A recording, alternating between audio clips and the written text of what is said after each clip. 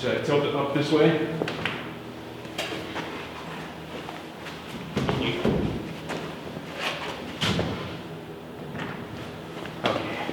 All right, so this video is going to cover installing of the legs on my new workbench for my shop. You can see half this table has some hold-down holes in it for some quick clamps. I suspect that'll come in pretty handy when I build the cabinets for the back of the shop. My brother came over to help me flip this thing over. It's not too heavy, but it weighs enough and it's kind of awkward, so he came over, we got it flipped over, and we're going to get some legs installed now. Okay. That's all I need. I've got to catch legs.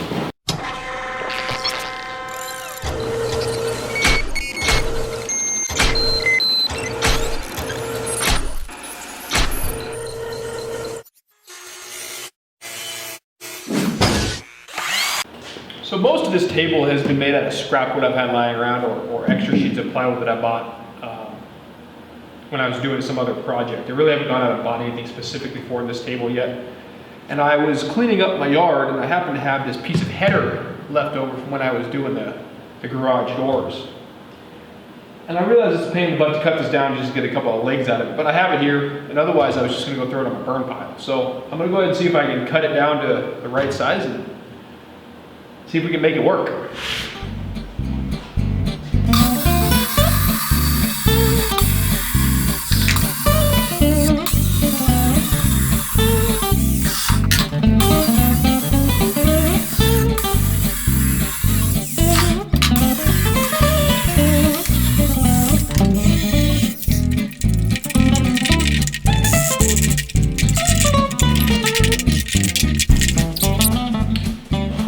I'm going to go ahead and turn the guns off. I don't need to put this in fast motion. Basically, I'm just going to remove this last piece, hand plane it down, cut this into two 4x4s to turn into legs. When I get ready to start putting the legs on, I'll bring you back. I've already started this, so I'm going to finish it, but I realize it's probably just faster and easier to go down to Home Depot and buy another 4x4. But I'm persistent sometimes. So I'm going to go ahead and turn you guys off. I got the legs cut down. To be honest, I wish I had more of this stuff because these things came out pretty well. This was a 6x10 header, I think it was originally. Anyway, I got it all cut down, planed down, and down to the same size as the 4x4, so these will be the new legs. I'm kind of torn on whether to put them in this area. Thinking that that's probably the most stable place to put them. I kind of wanted to actually put them in here so I'd have a nice clean edge all the way around, but I think that that's too close together.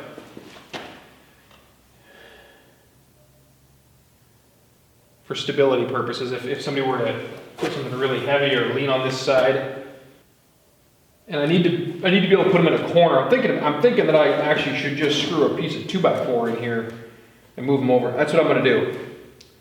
I'm going to split the difference. I'm going to screw a piece of 2x4 in here and put them right here so I have this clean edge once the table's flipped over. I guess I better measure this and figure out how many I need 4 of those. So that's going to be...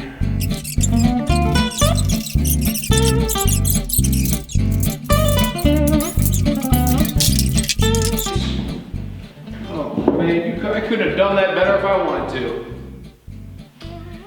I'm gonna make a template here to make sure this gets lined up the same. So I'm just gonna cut a random scrap. No, I'm not. I'm gonna take the time to figure out that measurement so that the bracing underneath works out evenly. Yeah, I am. So I'm going to figure all that out. I'll bring you back once I start screwing the legs together. I cut the spacers and I've got those installed. Blocking actually for the legs to screw to. So I'll be able to drive a couple long screws in each way. This extra piece of wood right here, which is in there kind of snug, is a spacer that I'm going to use all the way around. And I figured out that this exact length, once installed here, screws this isn't attached yet. That spacer puts that board once I use the same spacer over here, it puts the other board at the exact distance, so the outside of these legs is 32 inches across. Outside to outside is 32 inches. It gets me back away from the edge a little bit more than I wanted to be.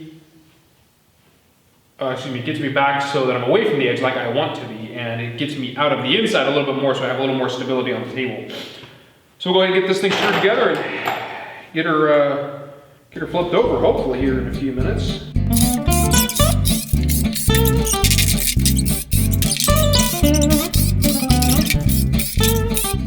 Now my phone's blowing up. Who's talking here? Uh-oh, Aaron's sending me a message. Sending me a picture. Where's she sending me a picture of? Ah, she's down there pinning. She found a sliding door, sliding barn door we're gonna put inside of our house that she likes. Sure, I'll be making a video about that at some point in time. So in any case, you get the idea. I'll save you the hassle of watching the other two get put in place. So these two are in. There'll be a board that goes between here. Actually, it'll go on the inside so that this will be nice and square and look good. There'll be a piece of plywood that sits inside of here eventually also. But for right now, I'm gonna go ahead and shut you guys off and finish attaching the other two legs, and then I'm gonna figure out how I'm gonna do the bracing for the shelf area underneath.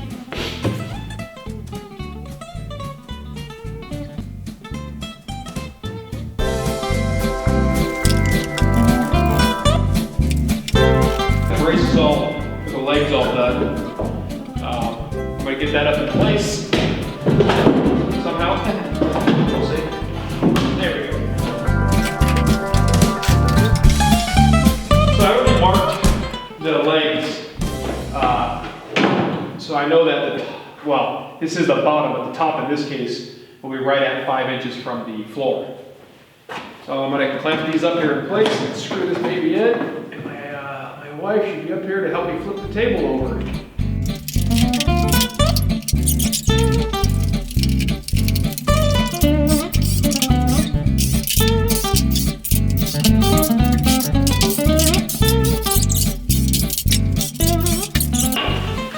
You want to grab all those clamps and just clamp them right into the edge of the table.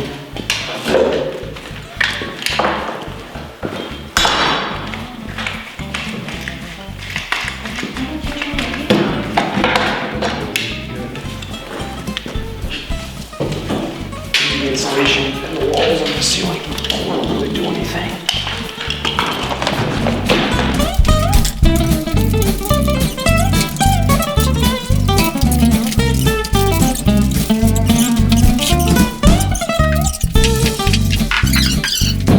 And it's pretty good. I made it a little higher than